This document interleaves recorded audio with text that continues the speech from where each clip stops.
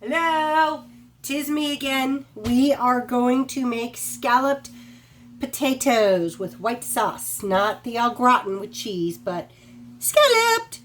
Okay, so we're going to start with 3 tablespoons of butter.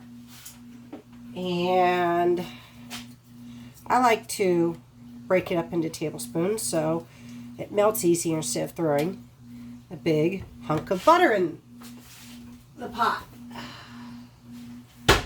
I have chopped, minced, a couple cloves of garlic, small mince. Already chopped. I'm going to sweat this down with some of the 3 tablespoons, 2 tablespoons of onion, because as you know, I don't like onion, but I like the flavor. So I'm going to turn this on into my pot. I'm going to turn it on a medium. I've preheated the oven to 375. I've already pre-sliced my potatoes just now before I started the video. I'm going to take a 3-quart baking dish. You should grease it, but instead of using butter, I'm using a Pam spray because I'm putting butter in the regular food.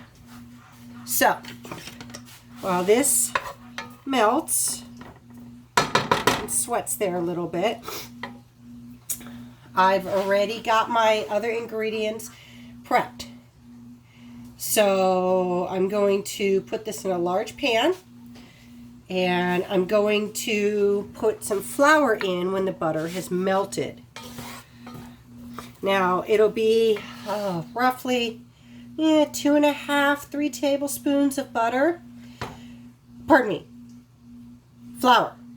You'll have 3 tablespoons of butter, 3 tablespoons of flour, 1.5 teaspoons of salt, depending on if you use salted butter or unsalted butter. For those who like to cook with unsalted butter, I would suggest 2 teaspoons of salt. If you cook with regular full salted regular butter, I would drop that down to about a teaspoon, and you could add more salt once it's served. About a 1/4 of a teaspoon of pepper. You can use black pepper, you can use white pepper. And then 3 cups milk and about 6 good-sized potatoes, equivalent roughly 3 pounds. So, and this will fill up a 2.5-quart baking pan. Okay, see how it's all nice and melted down? So I'm going to let that cook for a second. La-di-da-da, and I'm going to rinse off my little things. There's the beep for the oven. It is preheated. So I buttered my dish. I've got that butter melting. And come on. Ooh, you can smell that yummy garlic. I definitely am Italian because I love the smell of garlic and onion cooking together in butter. Oi! So good.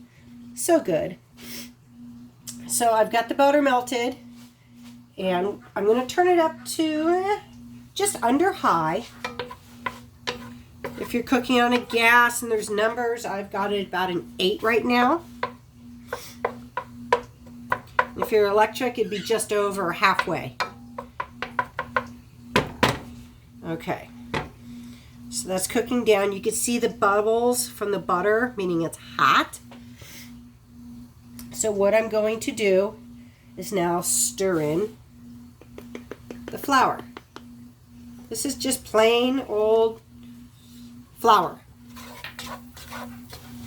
Cheap flour. Nothing special about it besides the fact that it's white flour, not wheat flour. Yuck. Ugh. Wheat flour. Icky poo-poo. Okay, so I've got that all mixed in. And you stir it for a couple minutes. Probably 1.5. Oh, that smells good.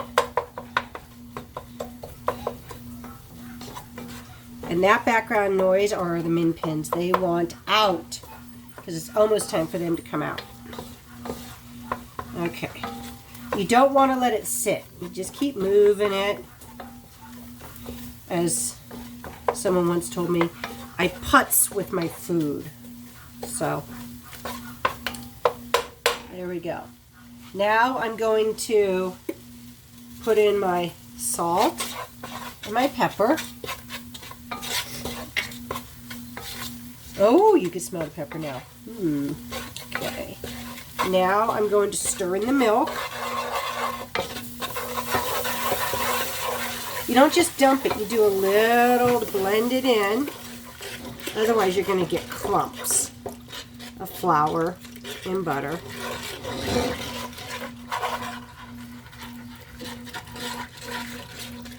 You want it smooth and creamy. You can see it's thickening up, and I'm constantly stirring. And this again is 3 cups milk. I use 2% milk because I really enjoy milk. I cook a lot with milk, so I cut some of the fat out by dropping down to 2%. Because I will not sacrifice. I will not use all, man-made alternatives, diet this, sugar-free this, blah, blah, blah, blah. I like food to taste like food, not chemicals. Okay, so I'm stirring that, continue cooking until it's a little bit thick, and you can adjust the salt to your taste. You can taste test it. I'm not going to because I've made this before. I know about how much to put in. But that's doing that. I'm going to open up my food processor because that's where my sliced potatoes are. And when you slice your potatoes, you do not want to rinse them because you want that starch. That starch is going to, no, Scooty, no. That starch is going to give you some of that creamy goodness in your scalloped potatoes.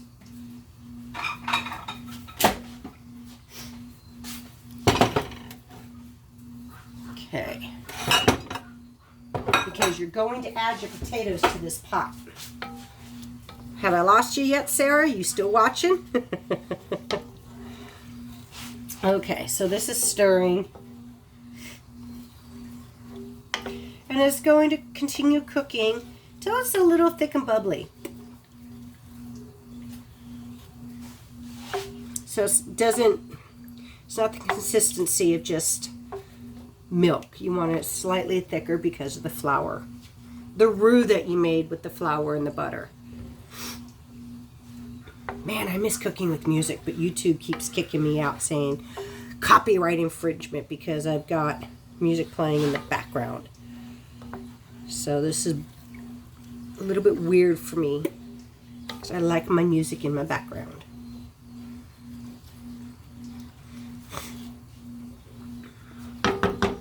So give that a minute. And again, you could do this without the chopped onions and chopped garlic. To me, it gives it a little bit more flavor. If you want to make this as a main staple of your meal, not just a side dish, you can mix in some chopped ham, some chopped bacon, shredded chicken, and add some Gruyere cheese, Swiss. Give it a little bit of a heartiness to it. You can put some chopped scallions.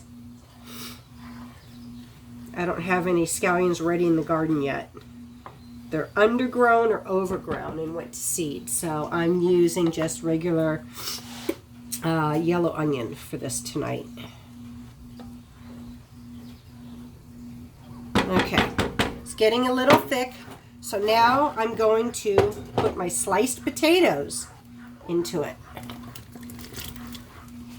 And I'm cooking a lot with potatoes right now because that's what we have. While David's been out foraging for friends, we got a big bag and I have lots of potatoes.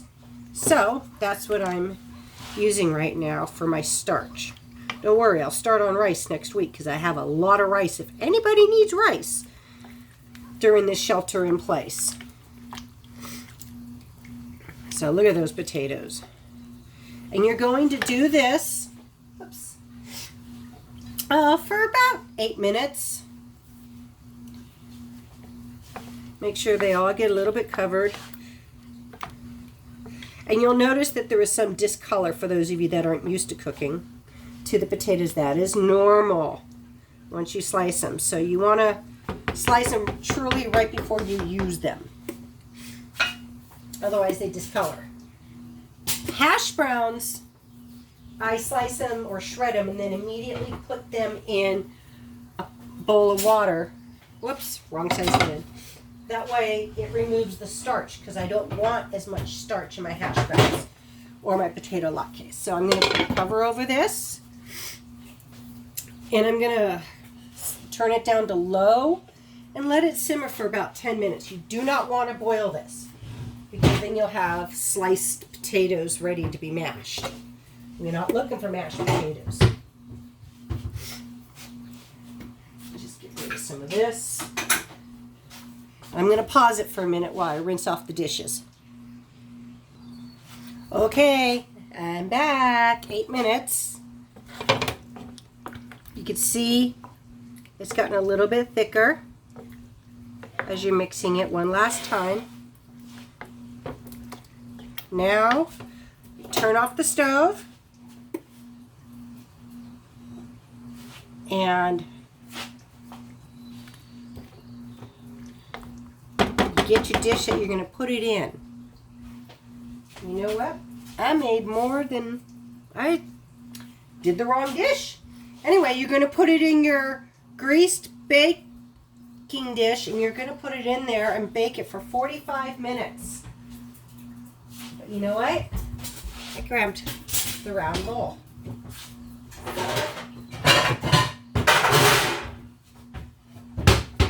I'll just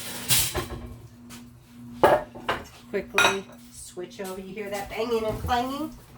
That's me changing plans midstream. I'm just going to pour it into my 13 by 9 rectangular baking dish.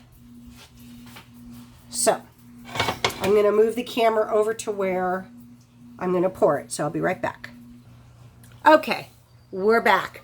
I've moved over. So I've got my 13 by 9 glass dish. I've got my pot. Slide it over. This is going to be hot, so carefully, and I start at the end and just bring it all the way through.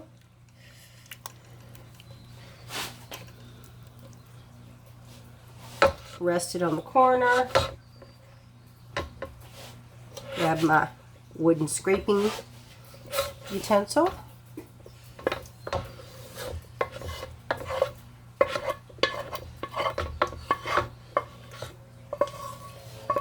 And scrape it all.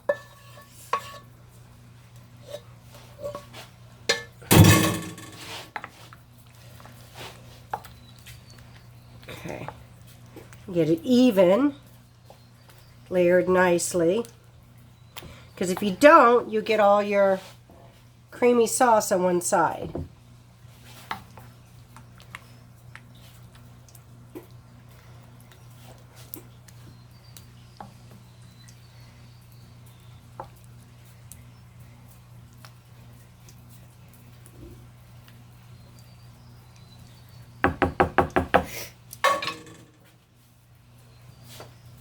And then I just lift it. Excuse me. Pardon me. And I just set it like that. I wipe off the very edge.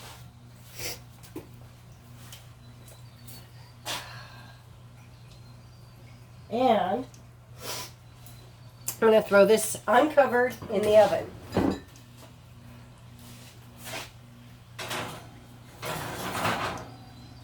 I'm going to put it like that. I'm just going to heat up my rotisserie chicken with it and let that bake for 45 minutes. And there you have it. Creamy scalloped potatoes, Sarah.